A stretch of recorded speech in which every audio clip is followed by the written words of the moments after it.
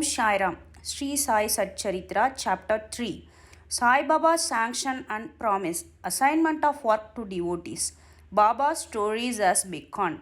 Light, his motherly love, Rohila's story, his sweet and nectar like words.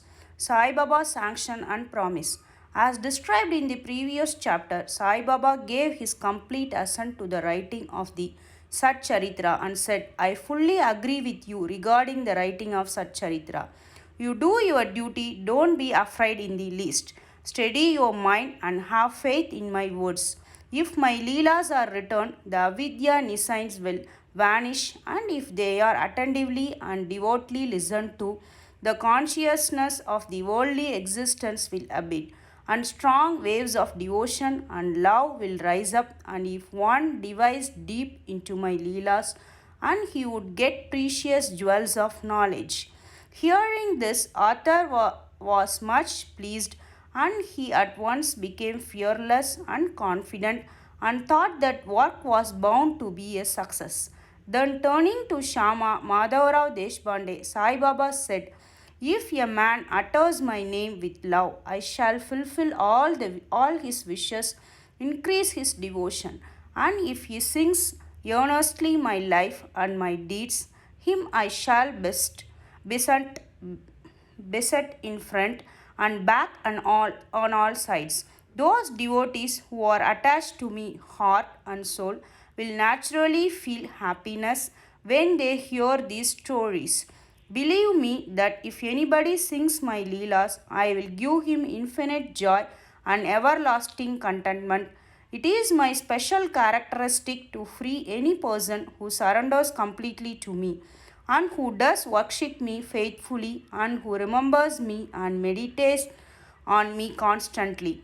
How can they be conscious of worldly objects and sensations who utter my name, who worship me, who think of my stories and my life, and who thus always remember me? I shall draw out my devotees from the jaws of death. If my stories are listened to, all the diseases will be got rid of. So hear my stories with respect and think and meditate on them, assimilate them. This is the way of happiness and contentment. The pride and egoism of my devotees will vanish, and the mind of the hearers will be set at rest. And if it has wholehearted and complete faith, it will be one with supreme consciousness. The simple remembrance of my name as Sai Sai will do away with sins of speech and hearing. Different works assigned to the devotees. This Lord entrusts different works to different devotees. Some are given the work of building temples and mats or gods, flights of steps on rivers. Some are made to sing the glorious glories of God. Some are sent on pilgrimages, but to me was allotted the work of writing the Satcharitra.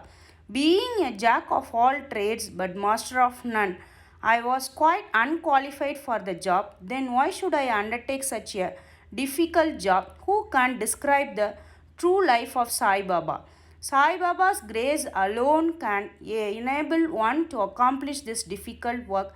So when I took up the pen in my hand, Sai Baba took away my egoism and wrote himself his stories. The credit of relating these stories therefore goes to him and not to me. Though Brahmin by birth, I lacked the two eyes, that is, the sight or vision of Shruti and Smriti, and therefore was not at all capable of writing the Sat Charitra. But the grace of the Lord makes a dumb man talk, enables a lame man to cross the mountain. He alone knows the knack of getting things done as he likes. Neither the flute nor the harmonium knows how the sounds are produced. This is the concern of the player.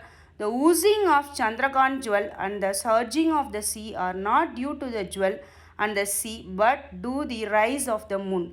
Baba's stories as beacon light. Lighthouses are constructed at various places in the sea to enable the boatmen to avoid the rocks and dangers and make them sail safely. Sai Baba's stories serve a similar purpose in the ocean of worldly existence. They surpass nectar in sweetness and make our worldly path smooth and easy to traverse. Blessed are the stories of the saints. When they enter our hearts, though the ears, the body, consciousness, or egoism, and the scent of duality vanish, and when they are stored in the heart, doubts fly out to all sides, pride of the body will fall, and wisdom will be stored in abundance. We'll continue this chapter 3 in next video clip. Thank you.